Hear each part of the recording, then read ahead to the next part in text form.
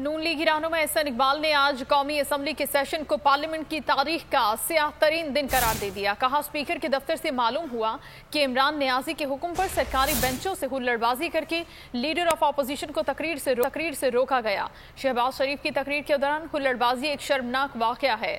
हुकूमत सच सुनने का हौसला नहीं रखती। मरियम औरंगजेब भी बोली कि हुकूमती वुज़रा शहबाज शरीफ की कही 3 लाइनें सुनने के रवादार नहीं थे, पीछे पूरी तकरीर पड़ी थी। शहबाज शरीफ बताना चाहते थे कि ये बजट बनीगाला के महल्लात, ATM, कातिल और माफिया के लिए बनाया गया। शहबाज शरीफ बताएंगे कि असली बजट क्या है, जिसमें आवाम को टैक्स में झोंका जाएगा।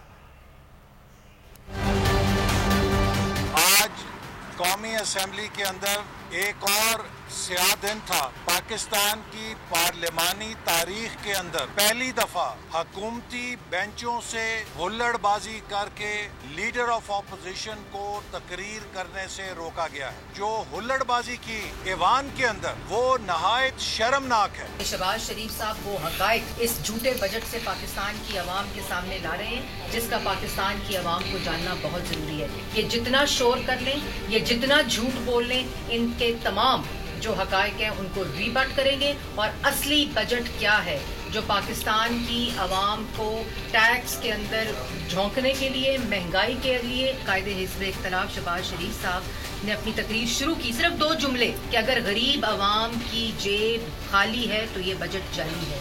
और जो बजट पेश किया गया है वो बजट बनीगाला के महलात, ATMs, कार्टल्स और माफियाज के लिए पेश किया गया है।